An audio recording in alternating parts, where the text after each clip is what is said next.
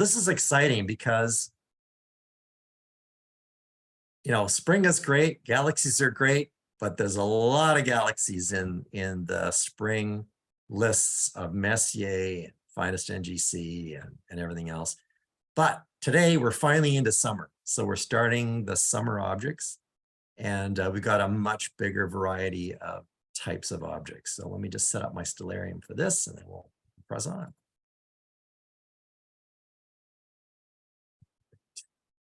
We'll set this to around 11 o'clock tonight, and I'm going to highlight all these here. There we go. Oh, I'll bring back my, there we go. So we've got a tonight's sky. We've got a bright moon in the sky. So obviously I'm not going to recommend chasing down a lot of Finest NGCs for the next few days, but when we hit next Sunday night, we get the third quarter moon coming. So then the week, you know, the week and a half beyond Sunday will be ideal for jumping into these Finest NGC objects and the Messiers and all the deep sky objects of summer that summer offers. The sky gets dark, at least where I am in Toronto, around 11:30 p.m. But you can get started at 11 o'clock or so if you want to. And first up, we've got an object called the Turtle Nebula, which is up here in Hercules. So the little blue symbols are the ones we're going to cover today. Turtle Nebula, we'll just zoom in here.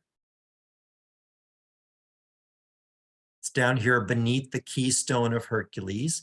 So this is a small star-like blue oval planetary nebula. It's as bright as the Ring Nebula, but it's a lot smaller.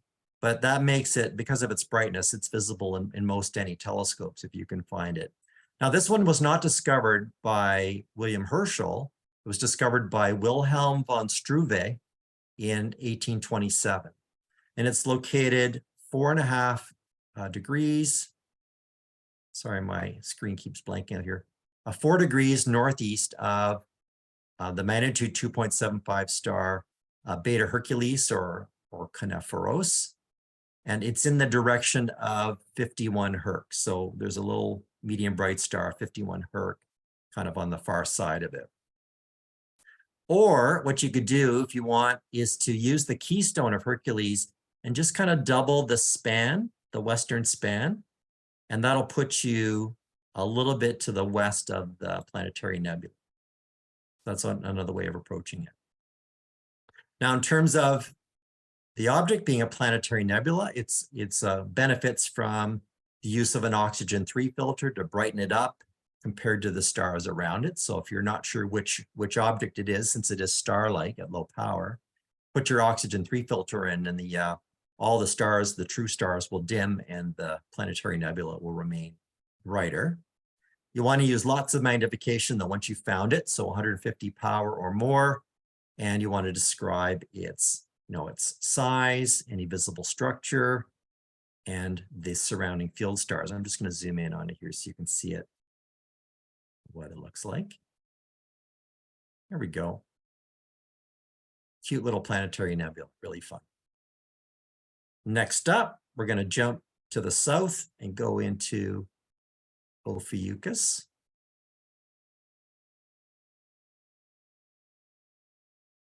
Here we go.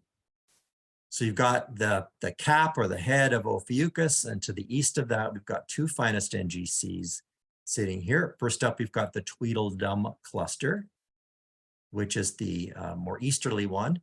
This is a real showpiece, and you can see here if I zoom in a little bit, it's nice and bright, and it sits beside this other big star cluster called Graph's Cluster, or IC 4756, just to its east. So these two make a really nice sight in binoculars. So it's probably naked eye when it's nice and high on a clear moonless night. Definitely binoculars will work. Any size of telescope, but you don't want to magnify it too much because it's a large object. It was discovered by Jean-Philippe Lois de Chazot in 1746, and then again rediscovered later by Caroline Herschel in 1783. So it's located about 1.5 degrees south of, let me just wind out here. There we go. So if you take the bright stars, Almazan, or it's kind of the heart of the eagle, and Razzlehug, which is the head of Ophiuchus, it's about 1.5 degrees below the midpoint between those. So that's one way you could kind of set your Telrad or your finder scope, you know, top edge midway between those two. You want to start at low magnification and then start zooming in. And as you do so, you know, count the number of stars, look at the different star colors you might see, look for any star patterns, pairings, chains, loops, things like that. And, you know, sketch the shape you see, for example. I don't know if, you know, in this case, I'm seeing kind of a letter S shape here on Stellarium, but yeah, that's Captain Hook. yeah. That's the hook So, with the sleeve at the bottom there. so that's about 1,200 light years away. Nice. Thanks for pointing that out. Cool. All right. What else we got? Next up, a little bit to the west, we've got NGC 6572, which is the Blue Racquetball Nebula. This is another bright planetary nebula. It's again smaller but brighter than the Ring Nebula, which makes it accessible in any size of instrument, although it is going to be on the small side. You're going to need high magnification to see its structure. See, it's not a round ball. It's got a kind of a square rectangular shape to it. It's located 7.5 degrees east-northeast of Nebulae. So let me just bring this up here. And if you've already found, you know, Graph's cluster and the Tweedledum cluster, you're kind of already, you know, in the right spot, because what you can do is kind of look for bright star, Nebulae, and the Graph's cluster, and this one's going to be above and between their midpoint. This one was discovered by Von Struve again in 1925, and you can also look for these bright stars 71 and 72 Ophiuchi, a short distance above. That's about, let's bring this up, a couple of finger widths, 2.5 degrees to the north of the planetary nebula. This is another one where you want to use, you can use an oxygen refilter to brighten it with respect to the stars around it. And then once you've got it confirmed, you're going to want to crank up the magnification to see the details. You know, let me know if you see the central star. Be curious to know if you can pick up the central star on this one. This is about 5,100 light years away. All right, the next batch, I recommend waiting. So tackle these 3 first, and then tackle the next ones, you know, kind of towards midnight when they'll be higher in the sky. They're more culminating there. So first up, we've got NGC 6712. This is down here near the Wild Duck Cluster. So Messier 11, the Wild Duck Cluster, is sitting up here. I'll just bring up you can see the symbol for Messier 11. But what you want to do for this one, this is actually a nice little showpiece. It's a globular cluster. It's a class 11, or class 9 globular cluster. Dense enough to be visible in 7x50 binoculars under dark skies and really in any size of a telescope. Discovered by William Herschel on June 16, 1784, his class number 47 of his class 1 objects. And it forms an isosceles triangle below the bright stars Altair and Prior in Aquila, right? And then Beta Scuti. So if you could sort of make a imagine a triangle and aim your finder below and between them. Or you could extrapolate the lower half of the eagle by about 1.5 times or so in that direction, and you can pick it up using that technique as well. So this is the one that you're going to need a variety of magnifications to see if you can drill into its core, describe its shape, describe its sort of density profile. And by the way, if I just turn off the stars here, get a better sense of it. There we go. And while you're in the neighborhood, keep your eye out for this little green planetary nebula IC 1295 sharing the same field of view. There's the field of view. Oops, Let's put this in the center. There we go. And there's the little planetary just off the field of view. So you could actually tuck them both into the same eyepiece view. And don't forget, give the wild duck cluster some love while you're in the neighborhood.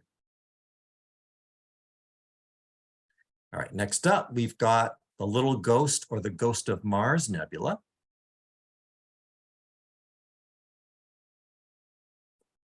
And this one's down here near the bottom of Ophiuchus. And what's cool about this one, which makes this one easy to find, is it's sitting so close to the bright star C Ophiuchi, Garavsa, and so on. So that's kind of makes it really, really easy to find. This planetary nebula is in a bit of a quiet patch of the Milky Way, which helps a lot. So that makes it a little bit easier to see in most telescopes. It doesn't get very high for Canadian observers, unfortunately. This one was discovered by William Herschel back on May 21st, 1784, number 11 of his class 4 objects. And again, it's only a half a degree west-northwest of the bright star here. And you could also aim your finder at a span, let's see, I said, between Garavsa and B Ophiuchi. So you could kind of connect those two dots and then go about 50% further, and you'll find it in that part of the field as well. Again, it's a planetary, so you want to use your oxygen 3 filter to zoom in. And the neat thing about this one is if you've got a larger aperture telescope and good sky conditions, you could reveal the TIE fighter wings on the east and the west of it. These little lobes that extend beyond it. This one's about 3,000 light years away. All right, up next, we've got the Box Nebula or Little Gem Nebula. So this is up to the northeast of that previous one. This is named for its unique form. And again, just zoom in a little bit so you can see it's sort of a box shape. It's bright enough to see in any size of quality telescope, discovered by William Herschel on May 28th of 1786, number 586 of his class 2 objects. And it's kind of near Messier 23, which is a bright Messier object. There's Messier 23, just put on the symbols here. There's M23. So it's actually located just a couple of fingers width or 2 degrees to the southwest. You can also look for the, let's see, the bright stars nearby, C Ophiuchi, too. So you can actually extrapolate kind of up from the foot of Ophiuchus through C, and it's about 1.5 times the span. So that's another way you could locate it. Now, it is in a bit of a busier patch of the Milky Way, so you want to use your oxygen 3 filter to let it stand out against the background. And then once you've got it, you can crank up the magnification and look for its structural details, look for the central star. And there's also a little globular cluster in the neighborhood as well. NGC 6440 sitting just to the south of it. This one's about 4,500 light years away. And last up, we've got the Dead Man's Chest or Castaway Cluster. Just turn off this Messiers here. Here we go. That's down here near the spout of the teapot stars of Sagittarius. 6520. Just select that and zoom in. There we go. This is an open cluster.